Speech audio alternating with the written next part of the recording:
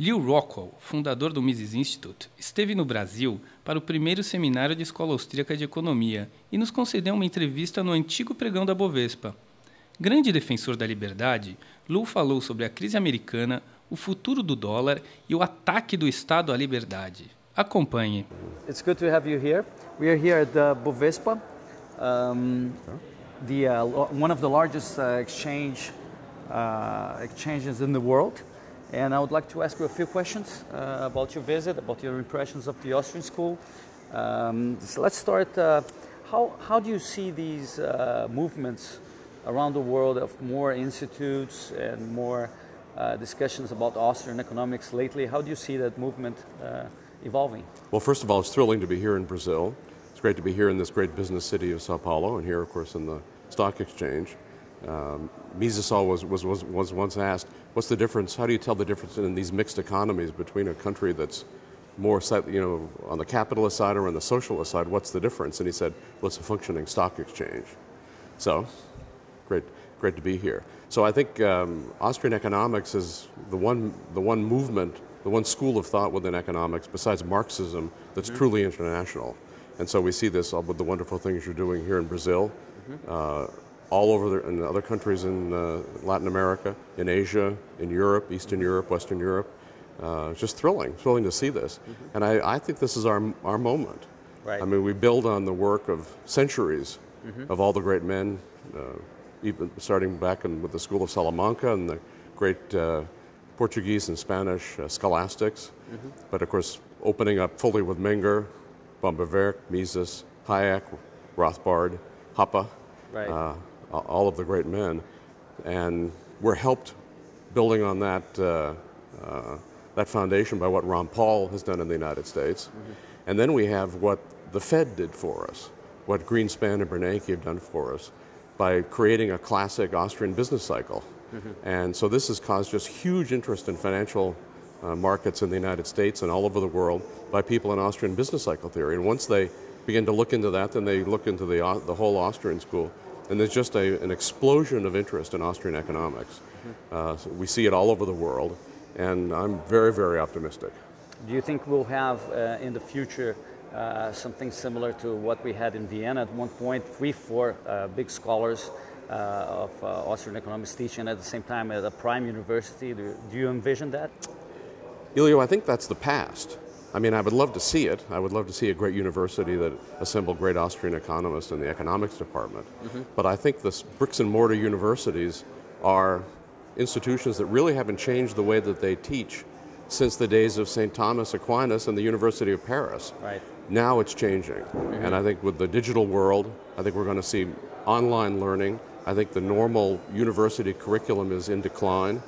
In the United States, it has to do with the fact that a student, because of the vast subsidization of the universities, it costs huge amounts to go to a university, and so students end up, unless they come from wealthy families, with these gigantic debts they can never pay off. So I think we see this with the Mises Institute, with what you're doing in your website, what we're doing, other institutes all around the world. I think that is the future of education. Not that you can't, it's not important for students to meet with great scholars and great teachers in person, because it is. But I think the old style university, my guess, is coming to an end. Right. And there's at least going to be a whole lot more diversity. So I think that's wonderful. And how do you see the Mises Institute's role in that? The Mises Institute is peculiar in its model because it not only publishes books and articles, but also supports the academics, and it even has its own Mises University. How do you see the Mises Institute contribution to that development of this new world of education that you envision? Well, we started our website in 1995, back in the medieval period of the web, and some of this has surprised us, just what a huge deal it is. But we do publish. We have pretty much anybody interested in Austrian economics over the last 23 years the Mises University has been going on has been through that program. We have students who come and spend all summer with us. We have students who come and write their doctoral dissertations with us. That's all wonderful, but I feel that and indeed essential. We have the Rothbard Graduate Seminar for students, Mises graduate seminars, intense individualized programs. But I think the web is the future, and so I think that we're just right now have our first course on the web, taught by Dr. Bob Murphy on the Austrian business cycle. And now the question is, do we have to cap the number of students who want to enroll in this? And it's not so much students who are in regular programs, but it's people in the financial world, business people, who want to learn about the Austrian business cycle theory. And they don't want to go get 3 credits someplace at a state university and sit in a dusty classroom and have some guy deliver the same lectures he's done for 25 years. So I think this is the future, and I think the Mises Institute is going to play a very key role in it. Lew, let's talk about the current scenario today. Despite the fact that we have this revival of Austrian economics and the success of the Mises Institute with a growing number of people reading the articles and becoming acquainted with our philosophy, we are seeing in the actual world a growing government, more intervention. How do you see us having a real result in the future of actually decreasing the size of the government? Well, no question that these days we're seeing an unbelievable increase in the size of the state. Whether it's, as you say, whether it's economic intervention, whether it's wars, whether it's violations of civil liberties, all the various things that both the Bush and the Obama administrations have done. So I would just say all the more need for the Austrian school, all the more need for our associated political philosophies of classical liberalism and libertarianism. And I think we're reaching young people. So it's true that in Washington and the other Brasilia and other of these horrible government-created cities, that they're doing bad things. But I think the young people are in revolt. I think all over the world, young people are very dissatisfied. No young American, for example, believes he's going to get a pension from the Social Security system. They all know that it's a fraud and a Ponzi scheme, and if they get a check, it won't buy anything. So they're looking for the truth. And we have to remember that what the government is doing is all built on lies. Right. So I would say it can't last, and it's just the time for us to just speak the truth.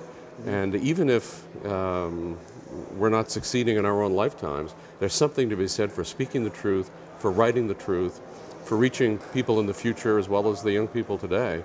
So I'm very pessimistic about what the government is doing, but very optimistic about what's happening by young people all over the world. And we can see it with what you're doing here in Brazil too. Sure. And how do you see, with respect to the youth, how do you see these Tea Party movements that are springing up in the U.S.? How do you see that movement and the youth getting activists in the movement? You know, the Tea Parties are like the Ron Paul movement, very diverse in terms of age and in every other area. So you have old people, you have middle-aged people, and you have young people. The leadership of the Tea Party movements, I think, by and large, tends to be connected to the sort of the worst elements of the Republican Party. But there are all kinds of great grassroots people who are in that movement or on the fringes of that movement who represent the future. I mean, they're very, very upset about the government. They don't necessarily understand economics, but they know these multi-trillion-dollar deficits are bad. They know the spending is bad. They don't like further socialized medicine in the U.S., which already has probably more of a fascist medical system than socialist, since it's big business and the government together against the patient and against the taxpayer. But I think that they will play an important role, and we can see the fact that they're being demonized by the government and by the government media shows that we know they're wonderful. Anybody the government goes after, you know there's something very good about them. How do you see the role of the crises that we're seeing more often each decade? There's a tendency for the governments to increase during crisis. This is Professor Higgs' thesis. How do you see that? Do you think there will be a crisis in which people will eventually realize that they need to do something to finally decrease the size of government? Yeah, of course, as Mises pointed out, in a mixed economy, the government causes problems, then it uses those problems as an excuse for more intervention, which causes more problems and so forth. But I think people are waking up. I think I see a real sea change taking place.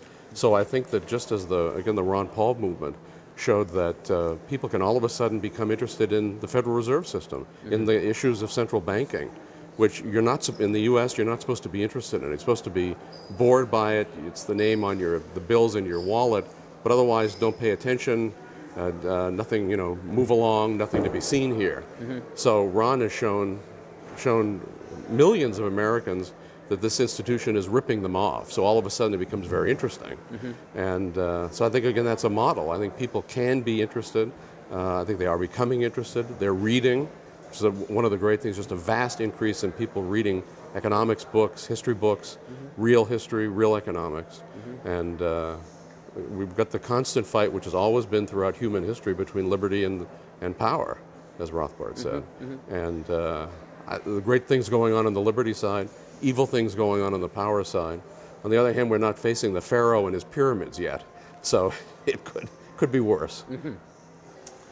I think another reason for optimism, certainly in the U.S., is they've been so open, nakedly open, about the fact that the regular Americans are being ripped off. It's the big Wall Street firms connected to the government for various billionaires. And when we look at any of the bailouts that they're doing, virtually every single American outside of the state and the state media opposed it, vociferously opposed it. So this is why they talk about division, they talk about the fact that people aren't trusting the government. Isn't that horrible? Well, of course, it's a wonderful thing people don't trust the government. It's a wonderful thing that they begin to see it as nothing but a gigantic ripoff, not only central banking, but everything they do is a redistribution mechanism from the holders of property to the people who would like to hold your property. And so I think there's great ideological undercurrents going on in the U.S., tea parties and other things that are very, very hopeful and scare the heck out of the establishment. Let's talk a little bit about money that you briefly mentioned. One of the distinctive features of the Austrian school is also our position on money in general. And it differentiates us from the Chicago school, for example, that advocates a state managed currency. Yes. And how do you see the international monetary system evolving for the next several decades with respect to money in general?